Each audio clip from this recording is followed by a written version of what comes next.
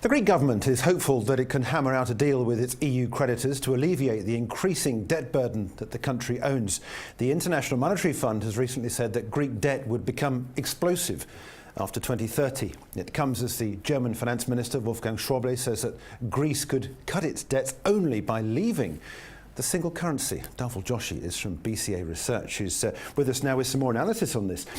First of all, as we sit here, midday Friday, what's your expected outcome of this? We got, I think, the finance ministers' meeting on the 20th of February, which I believe is the deadline to get something sorted out. Well, it's an informal deadline. It's the last formal meeting before the election cycle starts in Europe. We have the Dutch elections in March, then you've got the French elections in April and May, and I think that they wanted to get this sort of bedded down before we get into that sort of election cycle.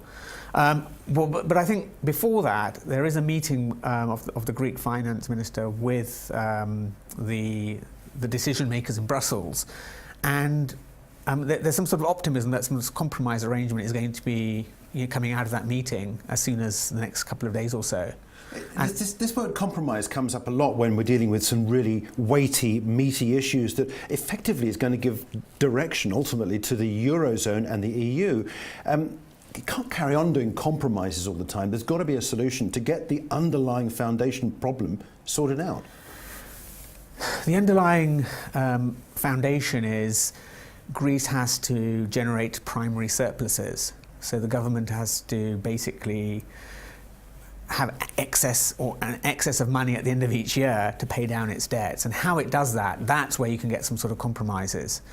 Politically, what the Greeks don't want to do is have these sort of headline cuts in pensions, school meals cancelled and that sort of stuff. So that's where the compromises can occur. How do you get to this primary surplus? This is the problem, isn't it? The Greek, the balance of power in Greece is finely balanced at the moment. You get something that people don't agree with, and ultimately there's going to presumably have to be an election there. And then what?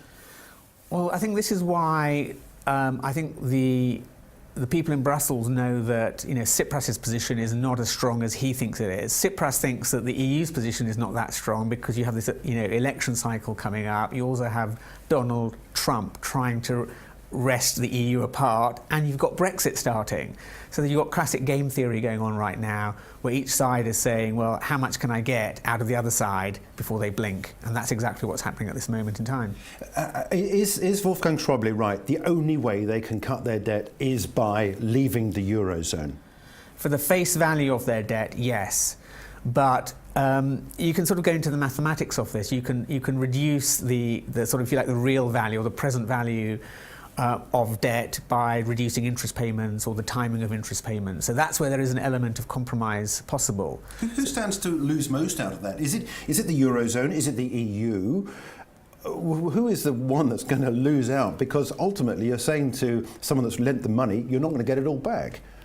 Well, ultimately, yes, what you're doing is you are reducing the present value of the debt slightly. But in doing so, you're preventing a breakup of the euro area. Now, you could sort of say, well, Greece is small. Nevertheless, the first break is significant. So there's a bit of a trade-off there. If you're Germany, you're saying, well, look, let's hold the euro area together at a time where it's coming under threat from political developments in the UK and in the US. And for that, maybe we reduce the net present value of the debt slightly. And who stands to lose most out of that? And on what calculation do you base your contribution to the Greek fallout?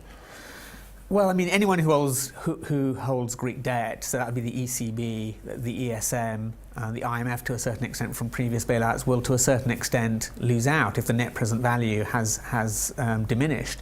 But the gain from that is you have some sort of stability, some political stability, and that's unquantifiable. But clearly there is some economic gain from political stability. I got the feeling that reading beyond the headline there from Wolfgang Schäuble that Germany has a lot to lose out of this. Is that right? Well, as the largest shareholder of the ECB and the largest shareholder of the ESM and EFSF, yes, technically they have they're the largest loser of a default. But relative to GDP, everyone loses because France is the second largest shareholder. Italy is next, and so on and so on. So in euro terms, yes, Germany loses the most, but as a share of GDP, it's sort of spread amongst the members of the euro. And this is, of course, the point you make about the fact that you just mentioned the three economies there, where there's political potential disruption this year: Germany, France, and Italy. So one wonders how that's going to end out. Let's just quickly wrap this up and take a look at what might happen if there isn't an agreement and things do fall apart.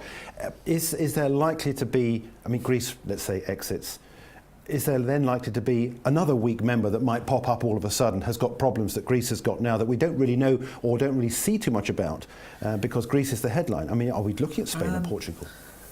Well, I mean, we are, but they've improved their finances dramatically. So the next weak link from an economic perspective is Italy.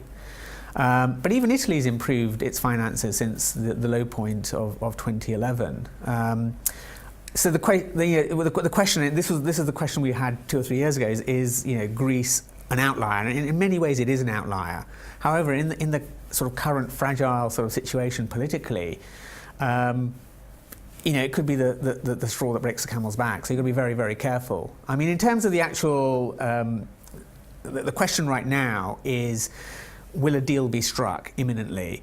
But in terms of when it becomes too painful for Greece, it's not going to be until the summer when its next big debt repayment comes. So I don't think we actually get a sort of anything close to a Grexit until much later this year, if it got to that. So it's a can-kicking exercise until we get to that point. It is, and I think the really key question is, can Greece survive till 2018 when this current bailout ends? And that's when we ask the question, are they improving their finances? Is debt sustainability on an improving or a deteriorating path? That, to me, is the key question. Get through this bailout programme, survive till 2018. We'll have you back before then. Dhaval, thanks indeed for joining us. Dhaval Joshi there from BCA Research on the latest on the Greek debacle. And don't forget that this video was shot around about midday on Friday, so any developments subsequent to that, of course, we can't consider.